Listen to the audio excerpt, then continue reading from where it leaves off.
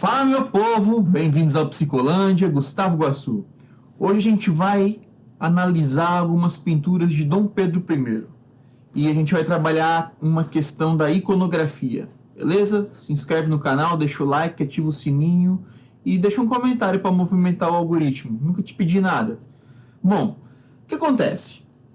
O olhar, ele tem a capacidade de criar pensamentos, de criar valores, de criar virtudes, de criar dominação, de estabelecer linhas de poder. Então, pelo olhar, a gente consegue perceber a realidade.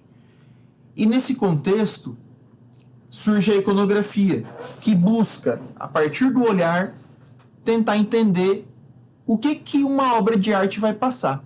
Então, a iconografia é o estudo da imagem. Já tem vídeo no canal aqui sobre isso, tá? É só dar uma procurada aí. Então, a iconografia é o estudo da imagem. Ela quer entender o porquê que a imagem é do jeito que é. E o que a imagem busca passar. Então, analisando algumas pinturas de Dom Pedro I, que é o que a gente vai fazer, antes disso, deixa eu fazer uma introdução aqui.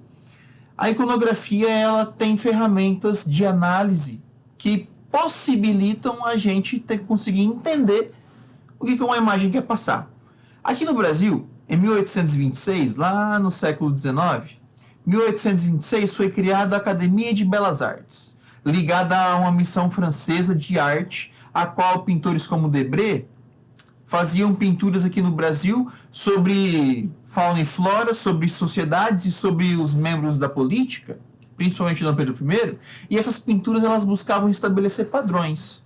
Então, pela pintura, pelo olhar, a gente consegue perceber onde está o poder. A gente consegue perceber categorias históricas, conceitos que nos possibilitam, digamos, aceitar determinada realidade. Então, pela pintura, pelo olhar, a gente educa o nosso olhar, a gente educa a nossa visão para aceitarmos determinadas realidades. É aí que vai entrar, por exemplo, a pintura do Dom Pedro I.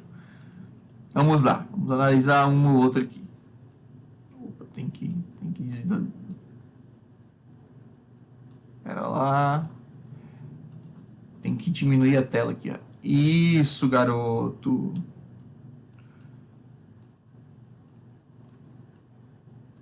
Tô bem no cantinho aqui, beleza? A primeira pintura que eu quero trabalhar é essa daqui, ó, o Dom Pedro. Aqui você percebe um indivíduo com um olhar altivo para frente, uma postura ereta, cheio de insígnias familiares, insígnias militares, uma roupa extremamente, digamos,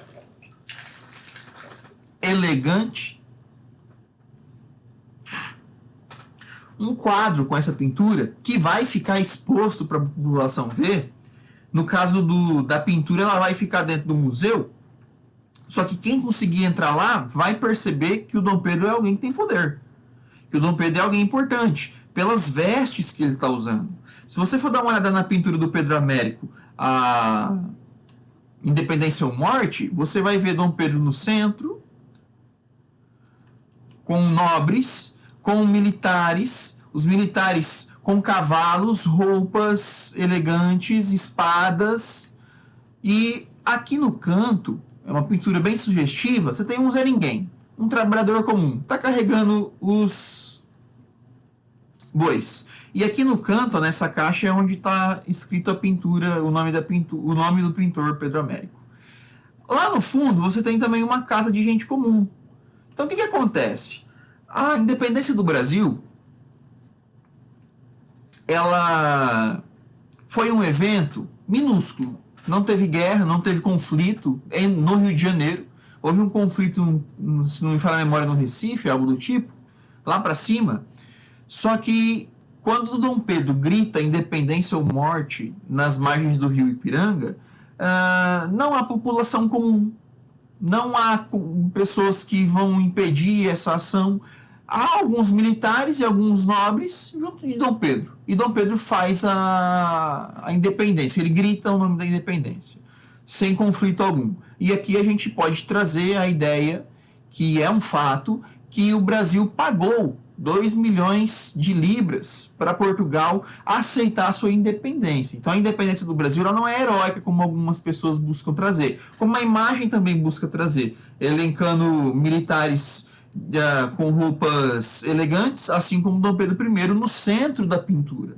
Por que no centro? Para mostrar que ele é o dono do poder. E a pintura ela é bem sugestiva, que ela forma um coração, se você for dar uma olhada, mostrando como Dom Pedro estaria fazendo aquilo por amor à sua pátria, por amor à sua nação, por amor ao Brasil.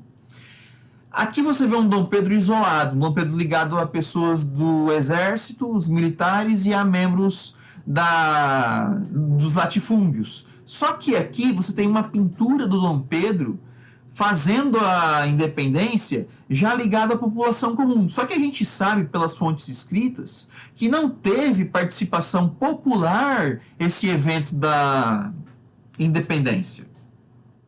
E aqui você tem uma pintura para mostrar o Dom Pedro já visto como popular. Só que não era o caso, tá, gente? O Dom Pedro não era popular. Tanto é que teve um momento, antes dele abrir mão do trono e ir para Portugal, que ele vai tentar fazer uma viagem e a primeira cidade que ele aparece, os caras já jogam um tomate nele e ele vai embora.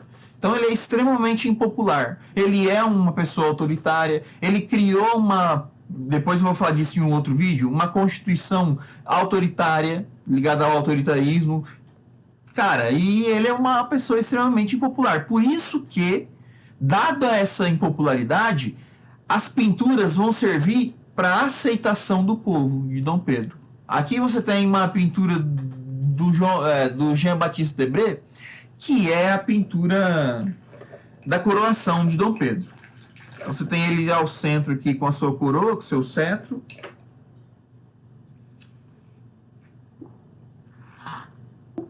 Ah, que delícia esse tereré. Ligado à nobreza. Então há toda uma luxuosidade na pintura. Isso mostra onde está o poder, quem tem o poder e quem determina como esse poder vai funcionar na realidade. Então as pinturas de Dom Pedro, olhando pela iconografia, a gente pode se perguntar, por que aparece Dom Pedro sempre isolado ou sempre ligado à nobreza? Mas por que existe uma pintura de Dom Pedro ligada à população comum, sendo que a gente sabe que Dom Pedro era impopular? Quando essas pinturas foram feitas? Por que foram feitas? A pintura do Pedro Américo não foi feita na época, tá, gente? Ela foi feita muito depois.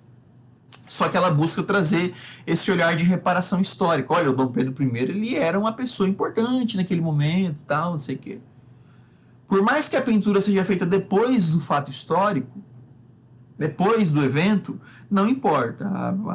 O que acontece é que a pintura ela serve como uma forma de mudança de olhar, mesmo que seja depois do tempo que já passou, porque a história, o passado, ele sempre é revisto, ele sempre é refeito, ele sempre é reescrito. Então fica aí a ideia desse estudo do Dom Pedro I. Beleza? Tamo junto, grande abraço.